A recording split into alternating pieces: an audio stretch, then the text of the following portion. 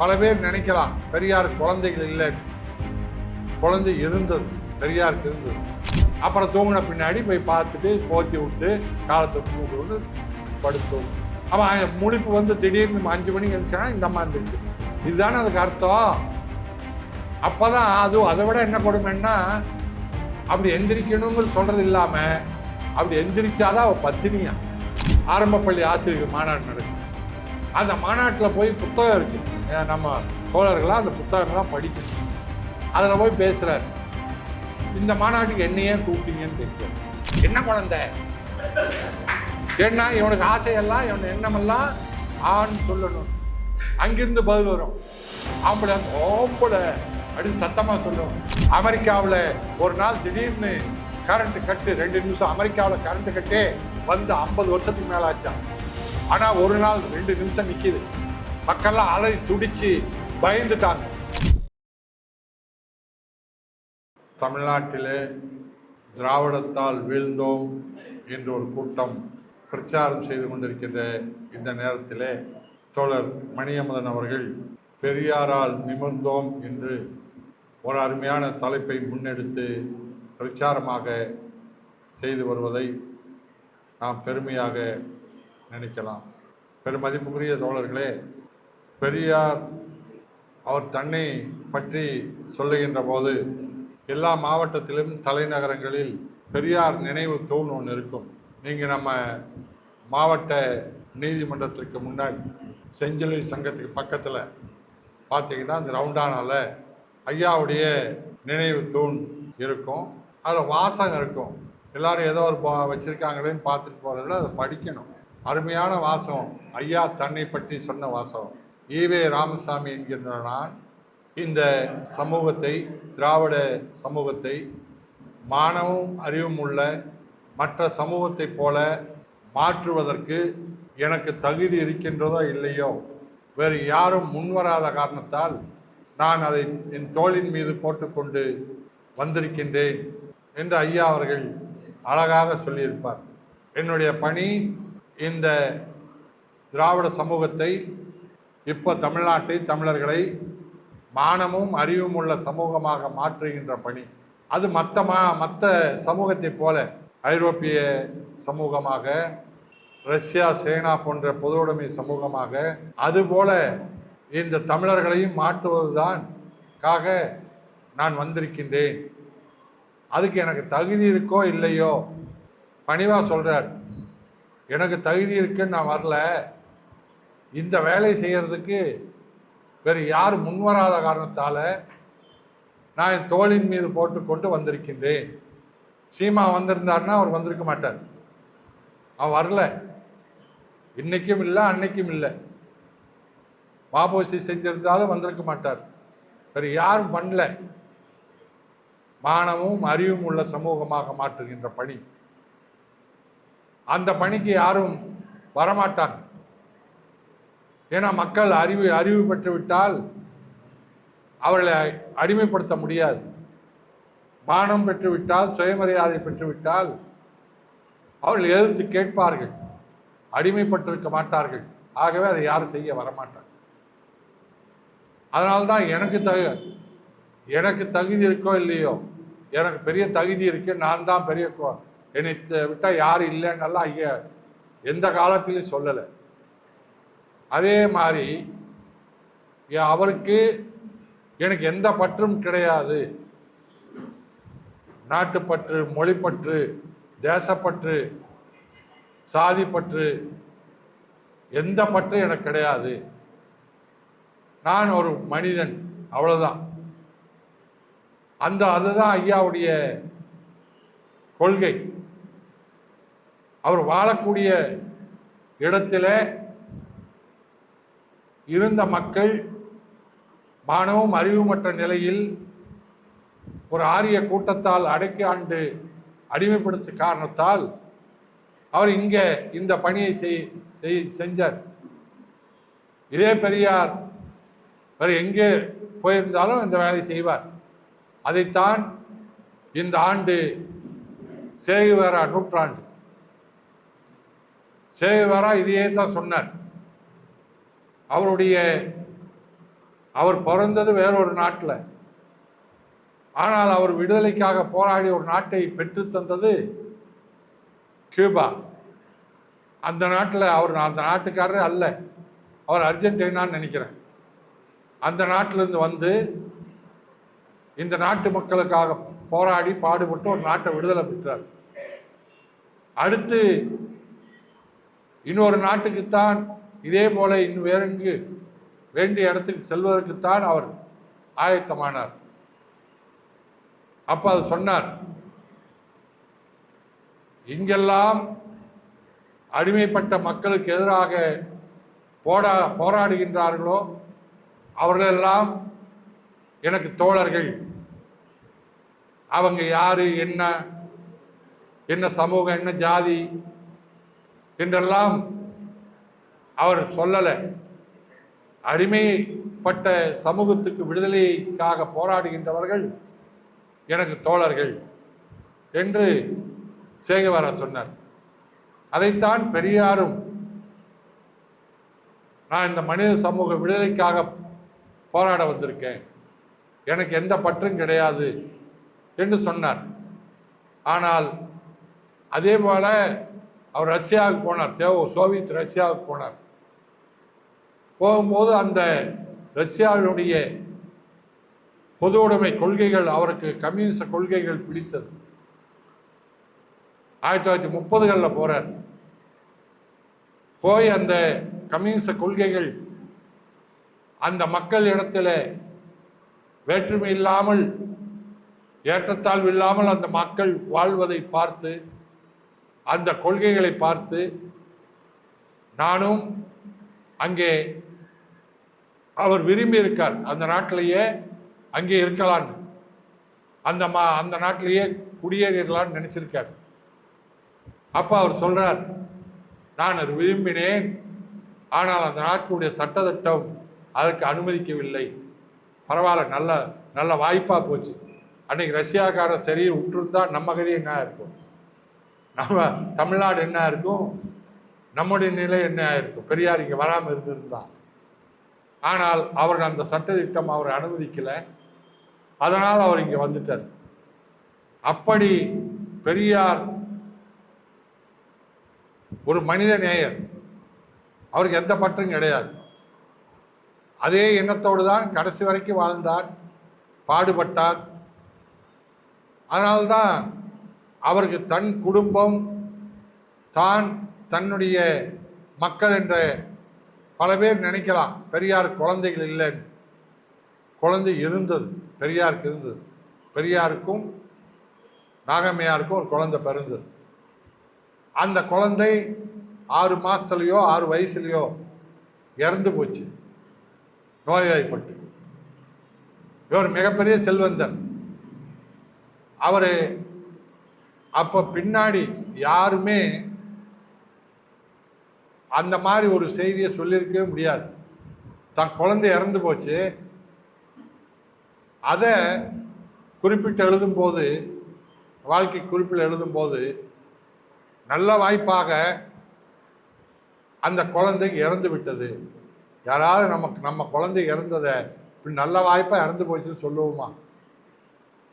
யாராலையும் சொல்ல முடியாது, எந்த பெற்றோராலையும் சொல்ல முடியாது. பெரியார் சொல்கிறார் காரணம், அது காரணம் சொல்கிறார்.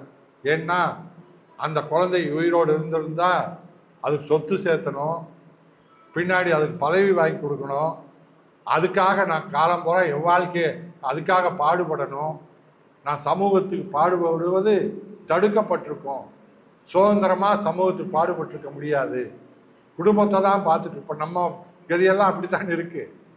முழுமையாக நாம் சமூகத்துக்கு பாடுபட முடியாத நிலையில் தான் இருக்கிறோம். அதை உணர்ந்து சொல்கிறார் பெரியார். அதனால் நல்ல வாய்ப்பாக எனக்கு குழந்தை இறந்து விட்டது என்று சொல்லி. அப்படிப்பட்ட தலைவர் பெரியார், ஒப்பற்ற சமூக விஞ்ஞானி பெரியார். விஞ்ஞானின்னா அறிவியல் விஞ்ஞானி, மருத்துவத்தை கண்டுபிடிக்கிறவன், அறிவியல் கருவிகளை கண்டுபிடிக்கிறவன், அதான் விஞ்ஞானி என்பதல்ல, சமூக விஞ்ஞானி. அது பாண்டியன் தான் அவருக்கு அந்த பெயரை வச்சார், சமூக விஞ்ஞானி. சமூகத்துக்கான மாற்றத்தை உருவாக்குகின்ற இந்த விஞ்ஞானி. அந்த விஞ்ஞானியால், பெரியார் என்ற அந்த சமூக விஞ்ஞானியால் நாம் தலை நிமிர்ந்தோம். தலை நிமிர்ந்தோம்னா இன்றைக்கு வாழுகின்ற வாழ்க்கை நமக்கு ஏற்பட்டிருக்கின்ற மாற்றம், வளர்ச்சி எல்லாமே 4 தலைமுறைக்கு முன்னால் இருந்ததை விட, நம்முடைய தாய் தந்தையர்களுடைய காலத்தை விட நாம் இன்றைக்கு சிறப்பாக வாழ்ந்து கொண்டிருக்கின்றோம் என்று சொன்னால் அது வெறும் பொருளாதாரத்தால் மட்டுமல்ல. அது வெறும் நாம் சம்பாதிச்சு நாம் பொருள் சேர்த்து நல்ல வீடு கட்டி கார் வாங்கி நகை நட்டோட வாழ்ந்திருக்கின்றோம் என்று சொன்னால் அது மட்டும் அல்ல. அது எல்லாம் பெறுவதற்கெல்லாம் தடையாக இருந்த தடைகள், சமூகம் நம்முடைய முன்னோர் காலத்தில், பாட்டன் பூட்டன் காலத்தில் எப்படி இருந்தது? இப்போ பார்த்தீங்கன்னா ஒரு கிறுக்கன் வாய்க்கு வந்ததெல்லாம் வளர்றான். அது அவருக்கு பதில் சொல்கிறது தான் நம்ம மனோஜுடைய வேலை. அதை பண்ணிட்டு இருக்காரு. அந்த கிறுக்கன் மக்கள் ஏன்னா மாற்றி யோசிக்கிறதே இல்லை. ஒரு செய்தியை சொன்னால் பொருத்தமாக இருக்குதுன்னா அப்படியே நம்புகிறான். அது எப்படி உண்மையாக இருக்குமா, இல்லை அதை பற்றி விசாரிக்கலாமா, போய் தேடி போய் பார்க்கலாமா என்றெல்லாம் இல்லாமல் ஒன்று சொல்லுவான் பார்த்தீங்களா, பெரியாரால் தான் படித்தோம், பெரியாரால் தான் கல்வி கிடைத்தது என்று சொன்னால் அதுக்கு அந்த கிறுக்கன் சொல்கிறான், பெரியார் தான் கல்வி கொடுத்தாருன்னா என் முப்பாட்ட திருவள்ளுவர் எப்படிடா படித்தான் அப்படின்னு திருப்பி கேட்குறேன். கம்பர் எப்படி படித்தார், இளங்கோவடிகள் எப்படி படித்தார் அப்படின்னு நம்மளை கேட்குறான். எப்படி படித்தாருன்னு அவர்கிட்டே போய் கேளு. அதை விட்டுட்டு எங்களை போய் எப்படி படித்தாருன்னு கேட்டு நாங்கள் எப்படி படித்தோன்னே எங்களுக்கு தெரியல, நீ எப்படி படித்தோன்னே உனக்கு தெரியல. உண்மைதான், திருவள்ளுவர் படித்தார், இளங்கோவடிகள் படித்தார், எல்லாரும் அவங்கெல்லாம் படித்தவங்க தான், ஔவையார் படித்தவர் தான். ஆனால் நம்ம கேள்வியெல்லாம் பெரியார் ஒன்று அவங்கெல்லாம் நான் தான் திருவள்ளுவருக்கு திருக்குறள் சொல்லி கொடுத்தேன், பெரியார் திருவள்ளுவரை திருக்குறள் சொல்லி கொடுத்தேன்னு சொன்னா கூட பரவாயில்ல, திருவள்ளுவரையே ஆராய்ச்சி பண்ணியிருக்கார் பெரியார். திருவள்ளுவர் எழுதின திருக்குறளே தப்பு சிலது, அதுலேயே திருவள்ளுவரே கூட ஒரு ஆணாதிக்க எண்ணத்தோடு தான் இருந்திருக்கார் அப்படின்னு பதிவு பண்ணுறார். ஆணாதிக்க எண்ணத்தோடு தான் இருந்தார் அப்படின்னு என்னன்னு சில குரலெல்லாம் இருக்குது. ஐயா அவர்கள் மேற்கோள் காட்டுறார். அப்படியே ஏற்றுக்கல, எல்லா குரலையும் ஏற்றுக்கல, சில குரலில் முரண்படுறார். ஆனால் அதே நேரத்தில் இருக்கிற இலக்கியங்கள்லையே ஏதாவது ஒன்று ஏற்றுக்கணும்னு சொன்னால் என்னால் திருக்குறளை மட்டும்தான் ஏற்றுக்க முடியும்னு சொல்கிறார். அந்த சில திருக்குறளை தவிர அதை என்ன சொல்கிறாங்க, இந்த கருத்து மாதிரி தான் அந்த குறள் வரும். என்னென்னா, இப்போ பின் தூங்கி முன்னெழுவாள் பத்தினி, பின்னாடி தூங்கி முன்னாடி எந்திரிக்கணும். பின்னாடி தூங்கினா முன்னாடி எந்திரிக்கணும், புறக்காடியில் போய் தூங்கி முன்னாடி வர்றதில்லை. புருஷன் தூங்கின பின்னாடி புருஷனுடைய காலை தொட்டு கும்பிட்டு அப்புறம்தான் தூங்கணும் பொண்டாட்டி. அப்புறம் அப்படி தூங்குறதோடு இல்லாமல் புருஷன் எந்திரிக்கிறதுக்கு முன்னாடி இவங்க எந்திரிச்சிடணும். என்ன கொடுமை பாருங்க. இன்னைக்கு மருத்துவம் சொல்லுது யாருக்கா இருந்தாலும் 8 மணி நேரம் தூங்கணும்னு. இவன் நைட் ஷோ பார்த்துட்டு சுற்றி அடிச்சுட்டு டாஸ்மாக் போயிட்டு 1 மணிக்கு வருவான். வந்தது அப்புறம் செல்ஃபோனை வேற வச்சுக்குவான். அதில் போய் ராத்திரியில் பார்க்கக்கூடாதெல்லாம் பார்த்துட்டு உட்காந்துருப்பான். 3 மணிக்கு தூங்குவான். அது வரைக்கும் பொண்டாட்டி காத்துட்ருக்கணும், தூங்குவானான்னு. அப்புறம் தூங்கின பின்னாடி போய் பார்த்துட்டு போத்தி விட்டு காலை தொட்டு விட்டு படுத்து தூங்கணும். அவன் முழிப்பு வந்து திடீர்னு 5 மணிக்கு எழுந்துச்சானா இந்த அம்மா எழுந்திரிச்சிடணும். இதுதானே அதுக்கு அர்த்தம். அப்போதான் அதை விட என்ன கொடுமைன்னா, அப்படி எந்திரிக்கணுங்கிற சொல்றது இல்லாமல் அப்படி எந்திரிச்சாதான் அவள் பத்தினியா, இல்லைன்னா சந்தேகப்படுவானா. அது பாருங்க கொடுமை. அது பெய்யனா பெய்யும் மழைன்னு ஒரு திருக்குறள் இருக்கு. பெய்யனா பெய்யும் மழை. பெரியாரு பெரியாரெல்லாம் தயவுதாட்சணியே கிடையாது. அவருக்கெல்லாம் என்ன நினைப்பாங்களோ, இவங்க என்ன நினைப்பாங்களோ, அவங்க நினைப்பாங்களோன்னு மாநாட்டில் திருச்சியில் மாநாடு அது 1972 நடக்குது. அப்போ எனக்கு 21 வயசு தான். ஆனாலும் போயிடுவோம், திருச்சிக்கு போயிட்டோம். அங்கே ஜிடி நாயுடு கூட வந்தார் அந்த மாநாட்டுக்கு.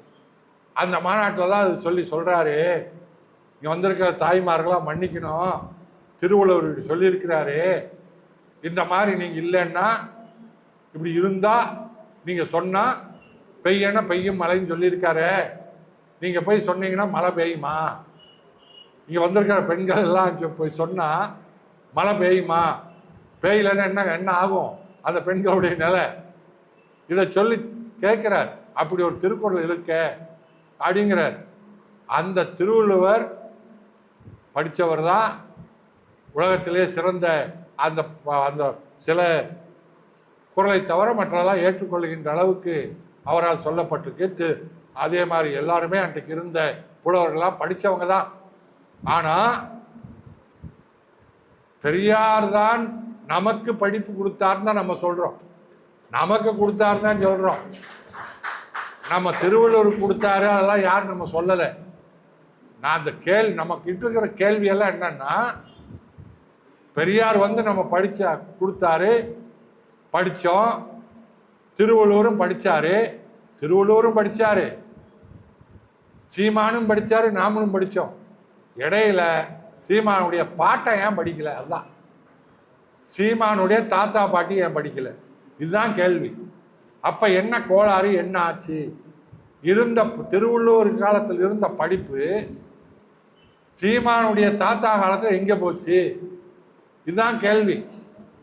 அதைத்தான் நம்ம மனோஜ் சொன்னாரே, புத்தருடைய வரலாறு காலம். அந்த புத்தருடைய வரலாற்று காலத்தில் தான் இந்த மாற்றங்கள் வருது. ஆரியர்கள் படையெடுக்கிறான், வர்றான். அதுக்கு பின்னாடி தான் நமக்கு இந்த கேடுகள்லாம் விளையுது. அதைத்தான் பெரியார் சுட்டி இந்த ஒரு காலத்தில் கல்வி என்பது இந்நாளந்தா பல்கலைக்கழகமெல்லாம் கேள்விப்படுறோம், படிக்கிறோம். 10,000 இப்போ இருக்கிற பல்கலைக்கழகமெல்லாம் நம்ம பாரதியார் பல்கலைக்கழகத்தில் அதிகபட்சம் 2,000 பேர் 3,000 பேர் தான் இருக்காங்க. நாளந்தா பல்கலைக்கழகத்தில் 10,000 பேர் படிச்சிருக்காங்க. எப்போ? பல 100 ஆண்டுகளுக்கு முன்னாடி. அந்த அளவுக்கு புத்தர் காலம், கலப்பரர் காலம் இருந்திருக்கு. அப்படிப்பட்ட படிப்பெல்லாம் இருந்தது எங்கே போச்சு? எதனால்? அதைத்தான் பெரியார் கண்டுபிடிச்சி மக்களுக்கு உணர்த்தி போராடி, அதுக்காக காமராஜரையும் நீதி கட்சி எல்லாம் யாரெல்லாம் வாய்ப்பாக இருக்குமோ அவங்களெல்லாம் ஆதரித்து, அதுலேயும் கெட்ட பேர் வாங்கிட்டு காமராஜர் ஆதரிப்பார், அண்ணாதுரை ஆதரிப்பார் அப்படின்னு மாறி, ஐயா அவர் மாதிரி தன்னை அடையாளப்படுத்தி தன்னுடைய அடையாளத்தை அவர் எப்படி சொல்லுவார்னா, நான் என்னுடைய வாழ்நாளில் எதிர்க்காததை எதுவுமே கிடையாது, எதை எதிர்த்தேன்னு எனக்கே தெரியாது. இலக்கியங்களை எதிர்த்தேன், திருவள்ளுவர் எதிர்த்தேன், கடவுளை எதிர்த்தேன், மதத்தை எதிர்த்தேன், சாதி எதிர்த்தேன், சினிமாவை எதிர்த்தேன், பத்திரிகைகள் எதிர்த்தேன், நீதிமன்றத்தை எதிர்த்தேன். இனி வர காலத்தில் எதை எதிர்ப்பேன்னு எனக்கே தெரியாது. அறிவுக்கு முரண்பாடான, நியாயத்துக்கு முரண்பாடான, சமூக நீதிக்கு முரண்பாடான எல்லாத்தையும் எதிர்ப்பார். அதுதான் அர்த்தம்.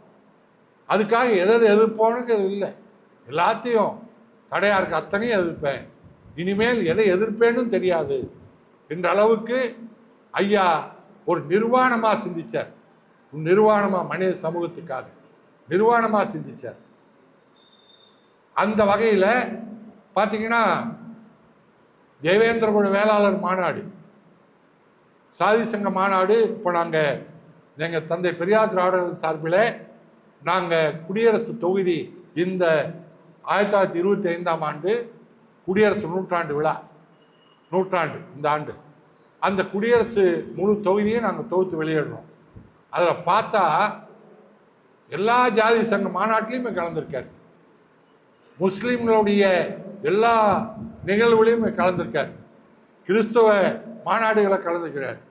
2 மாநாட்டில் தான் 2 ஜாதியில் தான் கலந்துக்கிறார்.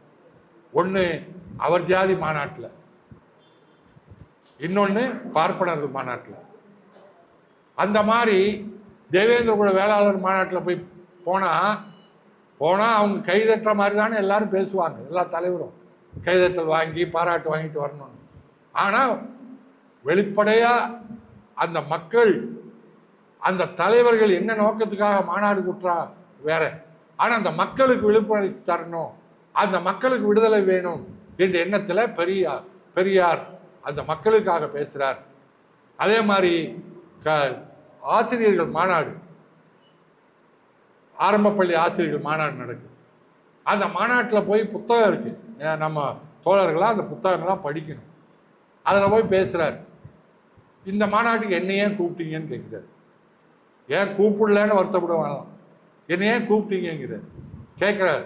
அடுத்து ஏன் கூப்பிட்டீங்க, நீங்கள் எதுக்காக இந்த மாநாடு போட்டிருக்கீங்க, ஆசிரியர்களெல்லாம் நீங்கள் தொழிற்சங்க மாநாடு போட்டிருக்கீங்க, கூலி பத்தலை, வேலைப்படு அதிகம், அந்த அந்த பிஎஃப் வேணும், அது வேணும், இது வேணும்னு உங்கள் கோரிக்கைக்காக வச்சுருக்கீங்க.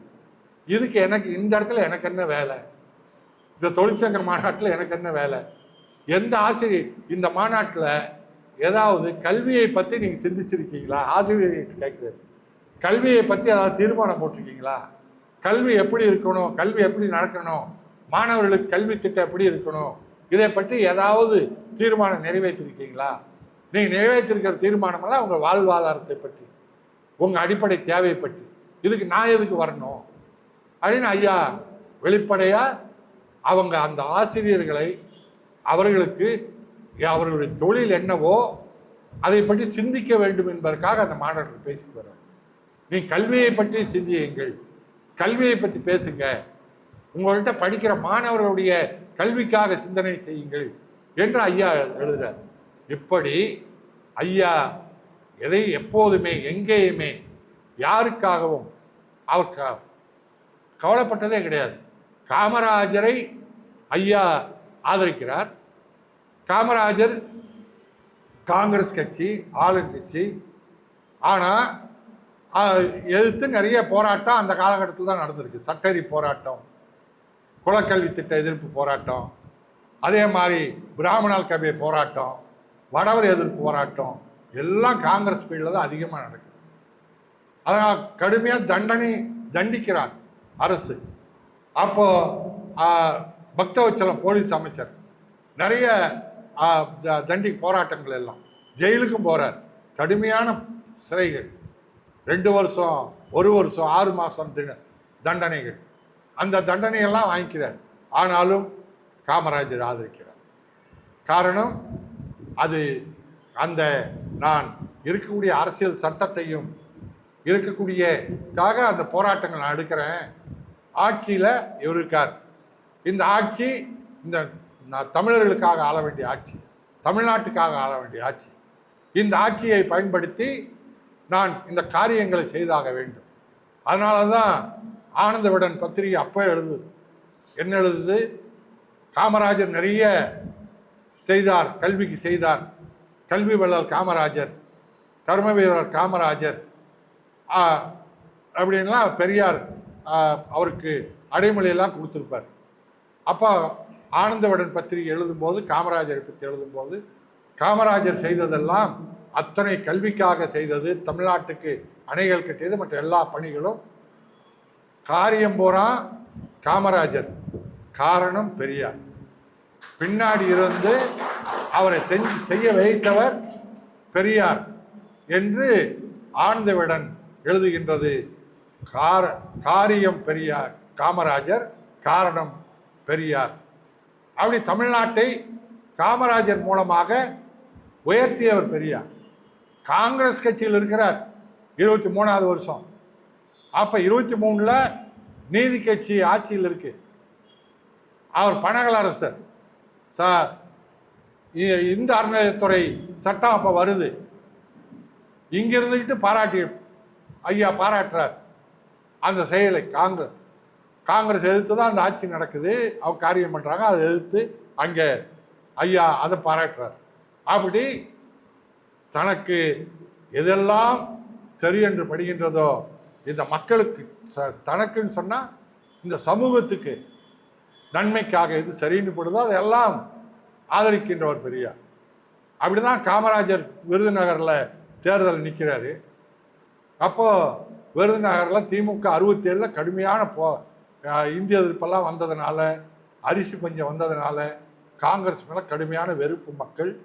அப்போது சீனிவாசன் அவர் சட்டக்கல்லூரி மாணவர், காமராஜர் எதிர்த்து நிற்கிறாரு.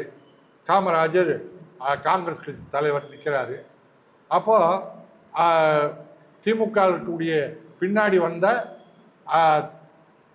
காளிமுத்து, கவிஞர் காமராஜ், துரைமுருகன் இவங்கெல்லாம் மாணவர்கள்.